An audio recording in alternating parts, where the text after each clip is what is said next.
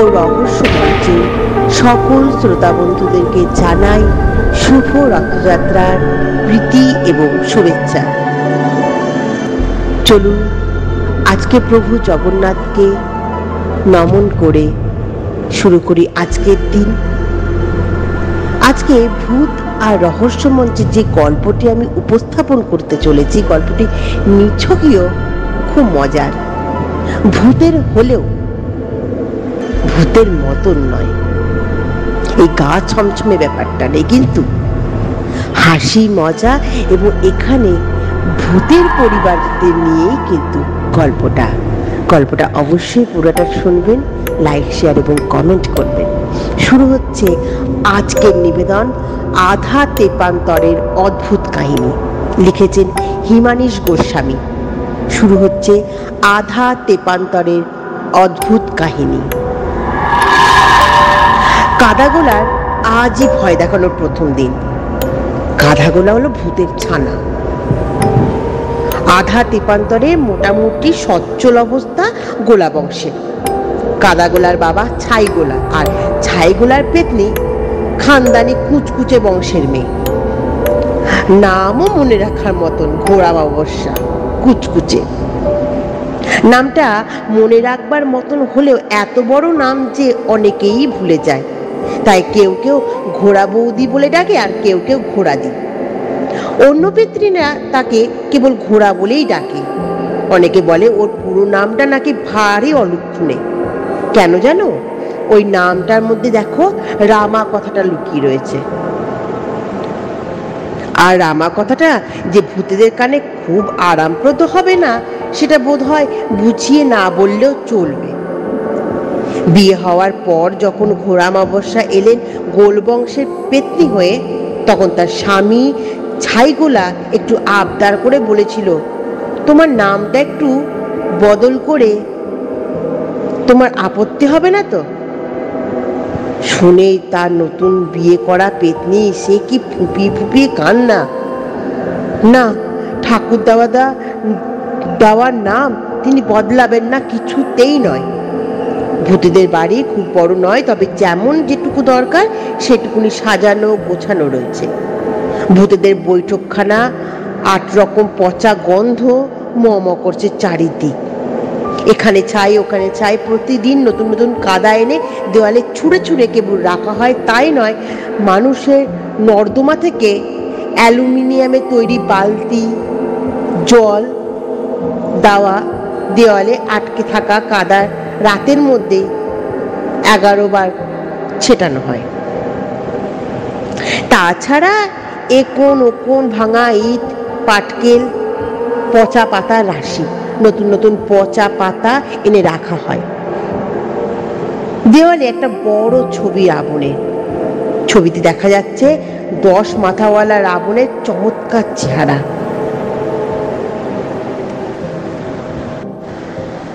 রোজ এই ছবির সামনে দাঁড়িয়ে ছাইগোলা একটু জপ করেন। কি যে বিড়বিড় করে বলেন তা অবশ্য বোঝা যায় না, তবে ভূতেদের মন্ত্রের 6 বার রাবণ বলা হয়। এটা প্রাচীনকালের প্রথা। আজ থেকে এই বাড়িতে হইচই পড়ে গেছে। কেন? তারা বিবরণ একটু পরে দেব। কেউ কেউ হয়তো প্রশ্ন করবে, ভূতেরা অ্যালুমিনিয়ামের বালতি ব্যবহার কেন করে? তারা কি কোনো বিশেষ কারণ আছে? খুবই চমৎকার প্রশ্ন। এর উত্তর আছে, নিশ্চয়ই আছে, অবশ্যই আছে। অ্যালুমিনিয়াম ছাড়া পেতলে তামার বালতি ব্যবহার করতে পারে না ভূতেরা। তারা ব্যবহার করতে পারে না কেবল লোহা। লোহা ব্যবহার করলে কোনো ক্ষতি হয় তার কোনো প্রমাণ নেই, কিন্তু প্রথাটি প্রাচীন। সেজন্য প্রাচীনপন্থী ভূতেরা লোহা ছোঁয় না। ছুলে কি হয় কি জানি, কিন্তু প্রাচীনপন্থীরা জানতে পারলে প্রায়শ্চিত্ত করতে হয়। সে প্রায়শ্চিত্ত বড় কষ্টকর ব্যাপার, কিন্তু সে কথা থাক। আমরা শুরু করেছিলাম কাদাগোলার আজ ভয় দেখানোর প্রথম দিন থেকে, সেই কথাই বলি।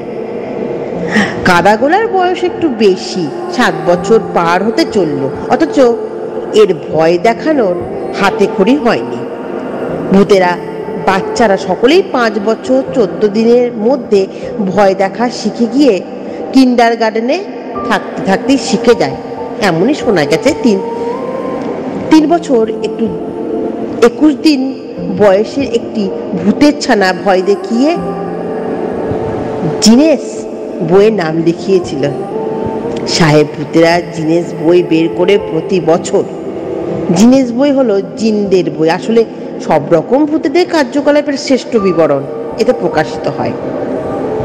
এই বইয়ে জিন, পরী, হরেক রকমের ভূত, শাঁকচুন্নি, টাকচুন্নি, পেতনি এইসবের বিবরণ তো থাকেই। তাছাড়া থাকে গোভূত, হামদভূতের, পল্টার প্রভৃতি নানা রকমের কীর্তিকলাপ।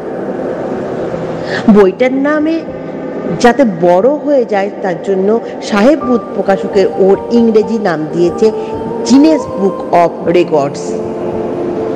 বইতে নাম ওঠা ভয়ানক এক সম্মানের ব্যাপার। বাংলাদেশে বেশ কয়েকটি ভূতের নাম এই বইয়ে উঠেছে। তাদের মধ্যে আছে সবচেয়ে ছোট ভূতের নাম। এই ভূত আবার নাকি নাস্তিককে ভয় দেখিয়ে বলে তাকে বিশেষ সম্মানের স্থান দেওয়া হয়েছে। যখিরা ভূতেদের দলে নাম লিখিয়েছে তা টাকার জোর কিনা হয়। কালাগোলাকে একদিন ভয় দেখানো শেখানো হয়নি, তার কারণ তার মায়ের আবদার। অন্য ভূতেরা যখন কিন্ডার গার্ডেনে ভর্তি হয় তখন কাদাগোলা মা বলেছিল, না, আমার কাদাগোলা সাধারণ ভূতেদের সঙ্গে মিশে গোল্লায় যাবে, ও প্রাইভেট টিউটরের কাছে পড়বে বাড়িতে। তা প্রাইভেটেই পড়ুক আর যাই করুক, স্কুলে ভর্তি হতে গেলে তো একটি কঠিন পরীক্ষা দিতে হয় প্রত্যেক ভূতের ছানাকে। সে হলো ভয় দেখানোর পরীক্ষা, দুরকম। একরকম হলো থিওরিটিক্যাল, এটা মোটামুটি সহজ, আর 2-4টে বই পড়লেই হয়ে যায়। অবশ্য বইগুলি খুব ছোট নয়, তাহলে বুঝতে অসুবিধা হয় না। এছাড়া নেট বইও পাওয়া যায় প্রচুর। এই পরীক্ষায় পাশ করলে তবে নেওয়া হয় প্র্যাকটিক্যাল পরীক্ষা। এটা ভারী কঠিন পরীক্ষা, এটাতে পাস করাতে না পারলে স্কুলে ভর্তি হওয়ার কোনো আশাই নেই। সেই জন্য লেখাপড়া ভালো করে শেখানোর আগে অনেকের মা বাবা বাড়িতে নিজেদের ছানাপোনাদের ভয় দেখানো শেখায়। অনেক ছানাপোনা চলে যায় বিশেষ প্রিপারেটরি স্কুল বোর্ডিংয়ে ভয় দেখানো প্র্যাকটিক্যাল কোর্সে, বেশ বড়, যেখানে প্রথমে পাখিকে ভয় দেখানো শেখানো হয়, তারপর চড়ুই কিংবা শালিক পাখি, এগুলি সাধারণ পাখি, যে জন্য বড় লোকের ছানারা প্রথমে ভয় দেখানো শেখায় ছোট ছোট মুনিয়া কিংবা বাজেরিয়ান। সবচেয়ে দামি হলো মৌটুসি, এরপর আস্তে আস্তে পায়রা, ঘুঘু, মাছরাঙা, বক, মোরগ, হাঁস, তারপর চিল, শকুন, পেঁচা, ডাহুক, বাঘ, এইসব। আস্তে আস্তে পাখিদের ভয় দেখানোর পর ময়ূর, উট পাখি, তার সবচেয়ে অসুবিধা হয় টিয়া, ময়না, এসব পাখিগুলোকে ভয় দেখানো। টিয়া আর ময়না ভয় পেতে চায় না, অনেক সময় তারা নিজেরাই ভয় দেখানোর চেষ্টা করে। সেই জন্য ভূতের ছানারা কিছুতেই ময়না ও টিয়া পাখিতে একেবারে ভয় দেখাতে চায় না, নিজেরাই যে ভয়ে অস্থির হয়ে ওঠে।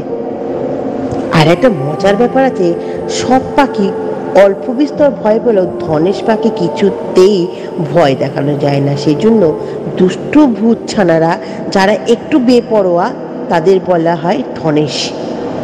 যেসব ভূতের ছানা ভয়ঙ্কর সাহসের কাজ করে তাদের ধনেশ পুরস্কার দেওয়া হয়।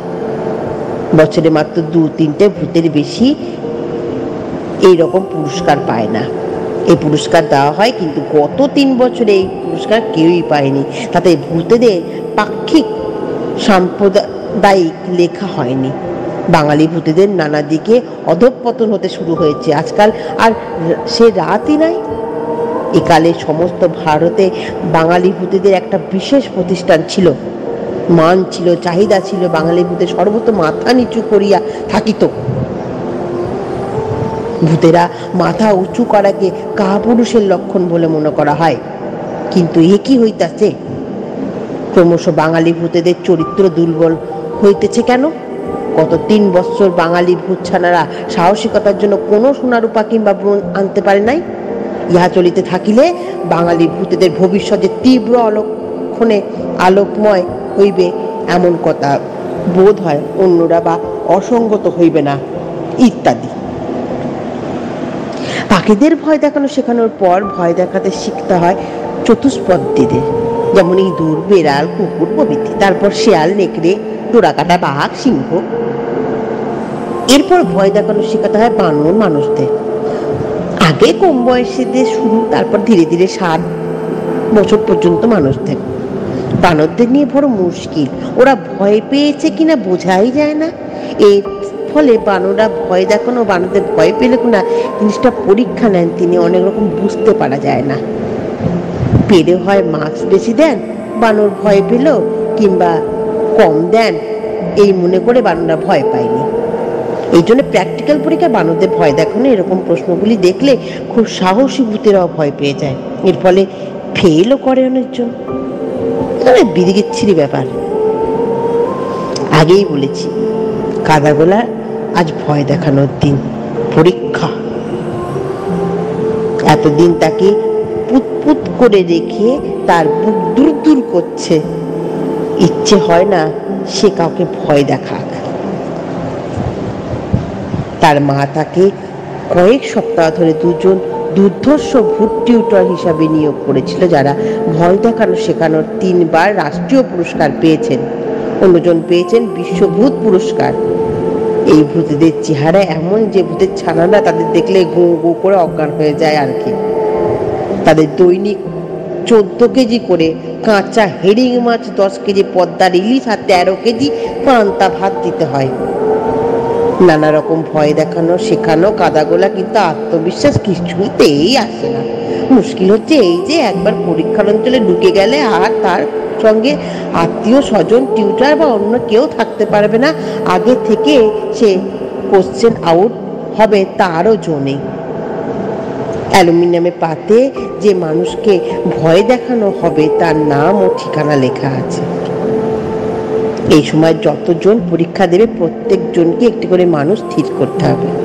মানুষদের নাম ও ঠিকানা লিখে একটা পরিষ্কার জলের পুকুরে ফেলে হয়। তারপর ভূতেরা যা পরীক্ষা দেবে তার এই বিচ্ছিরি পরিষ্কার জল জয় রাবণ বলে ছাপিয়ে পড়লে প্রত্যেকের একটা করে চাকতি তুলে আনে। সেই চাকতিতে যে মানুষের নাম লেখা থাকবে ওই ভূতকে তারপরে 21 ঘন্টার মধ্যে ভয় দেখাতে হবে, নইলেই ফেল। সবাই চায় যে মানুষের নাম অ্যালুমিনিয়ামের চাকতিতে লেখা থাকবে, সেজন্য একটু ভীরু প্রকৃতির হয়। বয়স যেন কম আর বাড়িটা যেন খুব দূরে না হয়, ঠিকানাটা যাতে সহজেই খুঁজে পাওয়া যায়। তাছাড়া যে ভূত পরীক্ষা নেবার তার প্রকৃত একটু নরমই হয়। পরীক্ষার্থীদের দিন আজ। সন্ধ্যা থেকে তোড়জোড় চলছে ছোট ছোট ভূতেদের বাড়িতে। কাউকে ভালো করে ধুলোয় গড়াগড়ি দেওয়ানো হচ্ছে, কারো কপালে লাগিয়ে দেওয়া হচ্ছে নোংরা টিপ। বাড়ি থেকে বেরোনোর সময় বাড়ির লোকেরা সব রাবণ রাবণ বলে আশীর্বাদ করছে। যারা নাস্তিক ভূত তারা পর্যন্ত মনে মনে রাবণ রাবণ বলছে। অনেকেই মনে কাঁপছে, আর কেউ কেউ এতই নার্ভাস হয়ে পড়ছে যে মাঝে মধ্যে হাওয়ায় মিলিয়ে যাচ্ছে। তখন মা, বাবা, অভিভাবক সব চিৎকার করে বলছে, ওরে পচা ডিম কোথায় গেলি রে, ওরে পচা তাল রে, এরকম করলে কি করে হবে রে, ভয় দেখানোটা খুব সোজা রে। আবার কোনো কোনো ভূতের ছানা ভয় দেখানোর আগে অভ্যাস করেনি, এখন শেষে মুচ্ছে চিঁচি চা চা দামদুম চি চিৎকাই মিৎকাই সব বিকট আওয়াজ বার করছে। একজন মুখস্থ করবার চেষ্টা করছে, তোর রক্ত মিষ্টি ভালোই অনাসৃষ্টি, গুড়গুড়ে মেঘ আমাবস্যা এলো ছেপে বৃষ্টি, দেখছি কি রে এদিক ওদিক শূন্য পানে দৃষ্টি, এবার তোর মাংস হারে করবো মোরা ফিষ্টি। এইসব গান অদ্ভুত। এটা নাকি ভয় দেখানো অব্যর্থ উপায়। ভয় দেখানোর লাস্ট মিনিট সাজেশন বলে একটা বইয়ের এরকম 800টা মন্ত্র আছে। খাতাগুলোকে পুরো 800টা ছাড়া মুখস্থ করানো হয়েছে। মুখস্থ করেছিল মোটামুটি, কিন্তু আজ সন্ধ্যায় ঘুম ভাঙার পর থেকে তার মাথাটা বেবাক ফাঁকা হয়ে গেছে। একটা মন্ত্র তার মনে পড়ছে না, যে সমস্ত মন্ত্র সব ভুলে গেছে, সেটা কাউকে বলতেও পারছে না। বললেই তো বাড়িতে হাহাকার পড়ে যাবে। না, তাকে বাড়ির সম্মান রক্ষা করতেই হবে। শেষ হলো আজকের প্রথম পর্ব। গল্পটিতে বলা হয়েছে যে একটা ভূতেদের পরীক্ষা নেওয়া হয়, সে পরীক্ষায় তারা পাশ করতে পারে কিনা দেখব। এই কাদাগোলা সে একটি ছোট্ট ভূত, সেও পাশ করতে পারে কিনা তাদের পরীক্ষায়, সেটা জানতে হলে আমাদের আধা তেপান্তরে অদ্ভুত কাহিনী গল্পের দ্বিতীয় পর্ব শুনতে হবে। নমস্কার। ভূত ও রহস্য মঞ্চের আগের পর্বে আপনারা শুনেছিলেন হিমানীশ গোস্বামীর লেখা আধা তেপান্তরের অদ্ভুত কাহিনী গল্পের প্রথম পর্ব। আজ শুনবে তার দ্বিতীয় পর্বটি। তো যেমনটি বলা হয়েছিল যে বাড়িতে হাহাকার পড়ে যাবে আর তাকে বাড়ির সম্মান তো রক্ষা করতেই হবে, কাদাগোলাকে। কিন্তু দু একটা মাত্র আনবার চেষ্টা করলে কিন্তু একটাও মনে এলো না। সে বলল, হে রাবণ, আমাকে রক্ষা করো, আমি যেন বাবা মার মুখ কালো করতে পারি। হে রাবণ, তুমি আমার বুকে বাসা বাঁধো। হে রাবণ, আমাকে যেন সোজাসুজি একটা ভিতুরামকে ভয় দেখাতে হয়। বলেই কাদাগোলা আর 1.5 মিনিট জিভ বের করে বলল, ভুল করে ভিতুরাম বলেছি, কি হবে কে জানে, আসলে হবে ভিতু রাবণ। হে রাবণ, আমাকে ক্ষমা করো। ভূতেদের কথা সবসময় না কি হয় না, কখনো কখনো হয়, বিশেষ করে যারা ভয়ে ভয়ে কথা বলে আর শিশুদের। এছাড়া কথাগুলি তিথি আছে, যেসব তিথিতে ভূতের সন্নাকি নাকি হতে পারে। নাকিশ্বরের কথা তাই বিশেষ করে লিখব না। চন্দ্রবিন্দুগুলো আমি কখনো কখনো দিয়ে দেবো, ভুলে গেলে খুশি মতো লাগিয়ে নাও। এরপরই কাদাগোলা ভ্যাঁ করে কেঁদে কেবলই রাবণ রাবণ করতে লাগলো আর বলতে লাগলে, আমি বাড়ি যাব, পরীক্ষা দেব না। কিন্তু লুকিয়ে লুকিয়ে মন্ত্রের বই থেকে একটা পৃষ্ঠা ছিঁড়ে লুকিয়ে রাখলো। পরীক্ষা দেব না একই কথা কাদাগোলার বাবা আর কাকা দুজনে অনেক করে বোঝালেন। পকেট থেকে ব্যাঙ পোড়া পুড়ে দিলেন কাদাগোলার মুখে, সঙ্গে একটা বড় লঙ্কা। এতে নাকি ছোটদের সাহস বাড়ে, ব্যাঙের মতো লাফানোর শক্তি হয়। আর লঙ্কা খাওয়ানোর উদ্দেশ্য হলো যাকে খাওয়ানো হচ্ছে তার যাতে রাবণের নামটা মনে পড়ে যায়। কেমন করে? ভূতগুরু পরম পরম ব্রহ্মদত্ত কুটিল কাটাল প্রায় 70 বছর আগে এই নিদান দিয়ে গেছেন, ভূতেদের সাহসী করার কাজে ব্যাঙ পোড়া সবচেয়ে কাজের। সঙ্গে অবশ্য লঙ্কা, ছোটদের জন্য কাঁচা লঙ্কা, বড়দের জন্য হলুদ আর কাঁচা লঙ্কা। এস্ট লঙ্কা যদি হলুদ রঙের আর সবুজ রঙের লঙ্কার ডগায় থেকে খেলেই সাহস অনেকটা বেড়ে যায়। তবে এই দাওয়াইটা ঘন্টা তিনেকের মতন কাজ দেয়, না হলে আস্তে আস্তে ধক কমে যায়। তখন আবার ব্যাঙ পোড়া আবার বিশেষ রঙের লঙ্কা খেলে তবে রক্ষা। কিন্তু পরীক্ষার আগে ভূতগুলোরা প্রত্যেকে ছাত্রের পকেটে সার্চ করে তবে ঢুকতে দেয়। তাই যদি কেউ ঘন্টা তিনেকের মধ্যে ভয় দেখানোর সুযোগ পারে, নইলে নিজেই ভূত হয়ে পড়ে। তবে কি বাঁ পিঠে ভূত নেই? তাও আছে, তাদের সংখ্যা কম, সাহসের জন্য তাদের ব্যাঙ পোড়া আর লঙ্কা খেতে দেওয়া হয়। হয় না গো, তাদের হয় না। যারা সাহসী ভূত তাদের হয় না। কাদাগোলা পরীক্ষা দিতে গেল বুক ফুলিয়ে, ব্যাঙ পোড়া আর লঙ্কার কাজ দিয়েছে। মনে মনে উচ্চারণ করছে, হে রাবণ, হে রাবণ, আমাকে যেন কাছেই কোনো ভালো মানুষ ভীতু ভীতু মানুষকে ভয় দেখানোর ভার পড়ে। কাছাকাছি না হলে মানুষের ঠিকানাটা খুঁজতে তো কত সময় লেগে যাবে। ভূত হলো কাদাগোলার মনটা বেশ নরমই। সকালে একটা পরিষ্কার জলের পুকুরে লাফিয়ে চাকতি তুলে আনছিল। একজনের মুখে খুশিতে কালো, কারো আবার মুখ ভয়ে উজ্জ্বল। কেউ ভয় দেখানোর ভয় পেয়েছে কাউকে, কেউ দূরে। তবে আসার আগে প্রত্যেকে ব্যাঙ আর কাঁচা লঙ্কা খেয়েছে, সেটা বোঝা যায়। পরীক্ষা কেন্দ্রের কাছাকাছি অন্তত 4-4টে ব্যাঙ পোড়ার দোকান নতুন গজিয়ে উঠেছে, সঙ্গে কাঁচা লঙ্কা। একটা কাঁচা লঙ্কার দাম মানুষের হিসাবে প্রায় 2 টাকা হবে। হে রাবণ, রাবণ গো বলে কাদাগোলা পরিষ্কার জলে ঝাঁপ দিল। প্রায় 300 ভূতের ছানা এর আগে ঝাঁপ দিয়েছে, তাই জল আর পরিষ্কার নেই, তাতে কাদাগোলার খুব একটা খারাপ লাগলো না। সে এক ডুব চাকতি তুলে খুঁজে পেল না। দ্বিতীয়বার ডুব দিতে হলো। কি ভাগ্যিস দ্বিতীয়বার চাকতি খুঁজে পেয়েছে। একটা নাইকে তৃতীয়বারে যদি চাকতি না পেত, তাহলে ফের পদ্মের আবার আসতে হতো, নতুন পরীক্ষার ফি দিতে হতো। সে চাকতি পড়ে দেখলো তাতে নাম লেখা আছে ঐশ্বদীপ্ত লাহিড়ী, ঠিকানা কলকাতার দক্ষিণ অঞ্চলে পাতাল রেলের কাছে। চাকতিটি একটা মাপও দেওয়া আছে, কলকাতা খুব দূরে নয়। সারা রাত প্রতি 41 মিনিটে একটা করে গুজ এক্সপ্রেস সেখানে যায়। ভাগ্য ভালো আসানসোল কিংবা আসাম হয়নি। কলকাতা আবার কাদাগোলা খুব পরিচিত জায়গা, তার দু একটা আত্মীয় সেখানে থাকে। কলকাতা আগে ভালো ছিল না, এখন খুব অন্ধকার করে রাখা হয় বহু জায়গায়। তাছাড়া নিত্য নতুন ভূত নেতা হয় সেখানে। কত দেশে কত রকম ভূত, তাদের কত রকম নাচ। সে কয়েকবার কলকাতায় এসে ভূতের নাচও দেখে গেছে। কাদাগোলা বলল, রাবণ রাবণ বলে হুশ এক্সপ্রেস টিকিট কিনে আধ ঘন্টার মধ্যে পৌঁছে গেল দক্ষিণ কলকাতায় ওই নির্দিষ্ট জায়গায়। কিন্তু তার মন খুব খারাপ হয়ে গেল। ভেবেছিল জায়গাটা অন্ধকারে ভরা থাকবে, কিন্তু এখানে ঐশ্বদীপ্ত থাকে।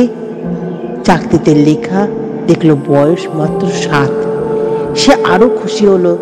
যে খুশির সঙ্গে সঙ্গে হাঁটতে হাঁটতে ওই যা ট্রম লাইনে তার পা ছুঁয়ে গেল। কি সর্বনাশ, লোহার সঙ্গে ছোঁয়া লেগেছে, কি হবে? সে বলল, রাবণ রাবণ, পরীক্ষা আগে একই দুর্ঘটনা। সে জানে তার পরীক্ষা মশাই আনাচে কানাচে কোথাও আছেন, থাকতে হবে, কিন্তু আলোর তেজে কাদাগুলো কাউকে দেখতে পায় না। সে বুঝতে পারল না তার ওই লোহার ছোঁয়া কেউ দেখে ফেলেছে কিনা। বিশেষ করে তার পরীক্ষক দেখলেই তো জিদ্দির। কালীঘাট স্টেশনের কাছেই বাড়িটা 4 তলা। রাত তখন 3:30 হবে। রাতটা খুব গরম। সেই রাতে ঐশ্বদীপ্ত ওরূপে ভোজু তার বন্ধু পাণ্ডুর বাড়িতে 4 রকম মাছ আর 2 রকম মাংস নিয়ে পেট পুড়ে খেয়ে এসেছে। এত বেশি তার খাওয়া উচিত হয়নি।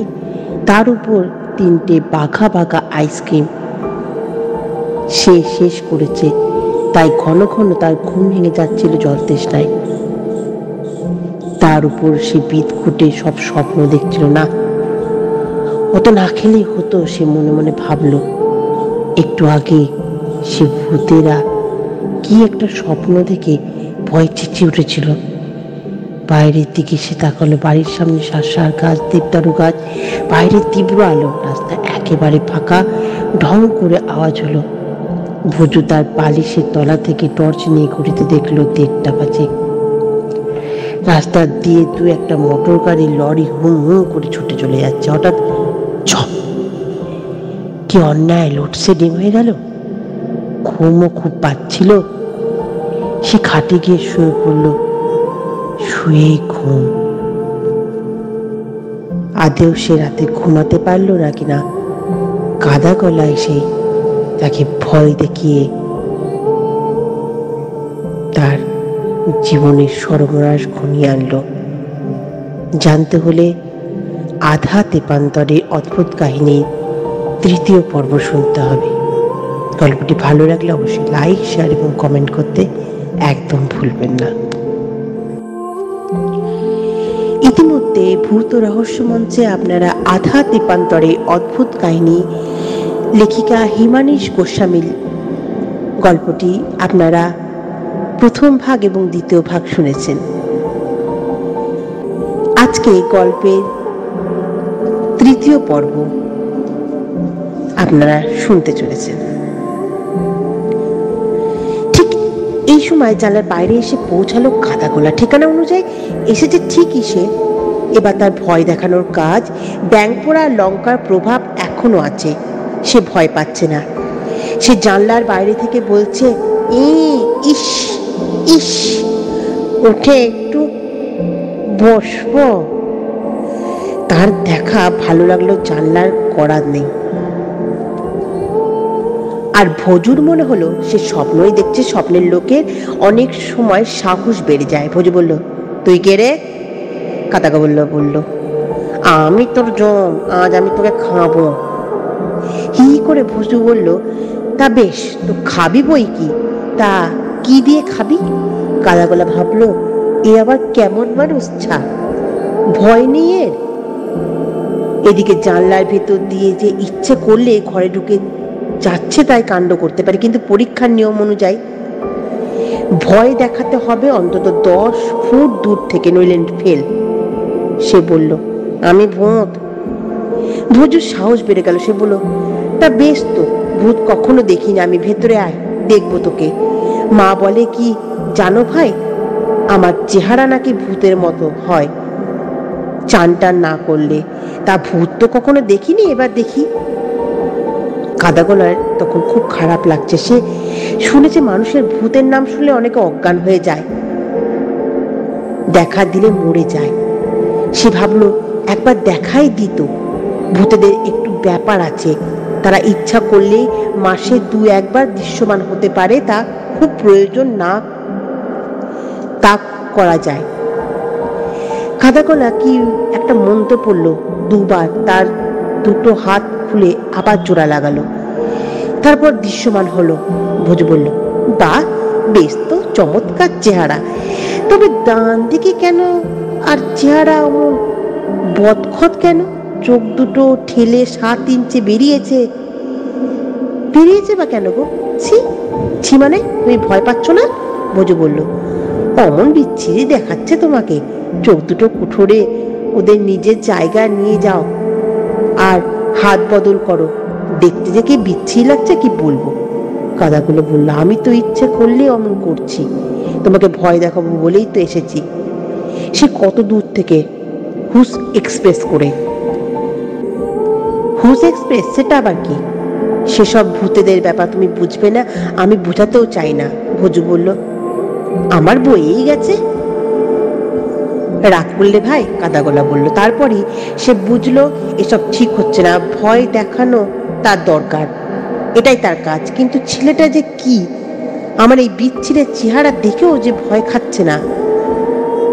সে তখন এদিক ওদিক তাকিয়ে পকেট থেকে চিলতে কাগজটা দেখে চিৎকার করে বলতে লাগলো,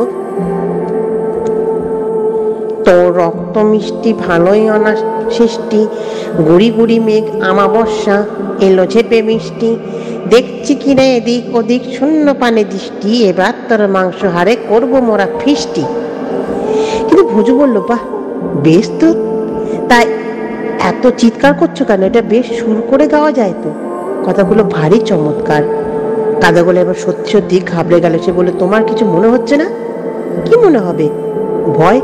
ভয় পাচ্ছ না তুমি? ভয় পাবো কেন? তোমাকে আমার তো খুব বিপজ্জনক বলে মনে হচ্ছে না, তুমি বুঝি সত্যি ভূত? হ্যাঁ, কাদাগোলা বলল, সত্যি ভূত। বেশ তো, কিন্তু সত্যি ভূত না হলে মিথ্যা ভূত সেজে এসেছো, সত্যি ভূতেরা তো ভয়ানক হয়। সত্যি ভূত, আমি ভয়ানক, ভজু বলল। তা তোমাকে তো ভয়ানক বলে মনে হচ্ছে না, তুমি আমার বন্ধু হবে? আমার একটা বন্ধু ভূতও নয়। বন্ধু? কাদাগোলা গলায় কি যেন একটা বেঁধে গেল। হাসতে হাসতে সে বলল, না ভাই, তা হয় না। কেন? আমি তোমাকে ভয় দেখাতে এসেছি, ভয় দেখালে তবে আমি পাস হব। ভয় করছে না তোমার? ভয় হবে কেন? আমার ভারী দরকার, তুমি ভয় পাও না, পেলে আমি ফেল করব। ঠিক আছে, আমি ভয় পাবো, ভারী ভয় পাবো। তোমার তাতে যদি সুবিধা হয় তাতে আমার আপত্তি নেই, তবে আগে বলো তুমি আমার বন্ধু হবে কিনা। কাদাগুলো আর কি করে, সে আস্তে আস্তে বলল, আচ্ছা তাহলে আমরা বন্ধু। তুমি রোজ রাত্রির আসবে, রোজ না হলে আমাবস্যায় ঠিক আসবো। এইবার তোমাকে একটা জিনিস দেখাই। বলতে না বলতেই বাইরের বিদ্যুতের আলো এসে গেল। কাদাগোলা বলল, উফ, বড্ড কষ্ট হচ্ছে, জানলাটা বন্ধ করে দাও এখনই, বড্ড আলো, তাহলে ঘর অন্ধকার হয়ে যাবে যে। বাহ, অন্ধকার তো ভালো। তোমার অন্ধকার ভালো লাগে?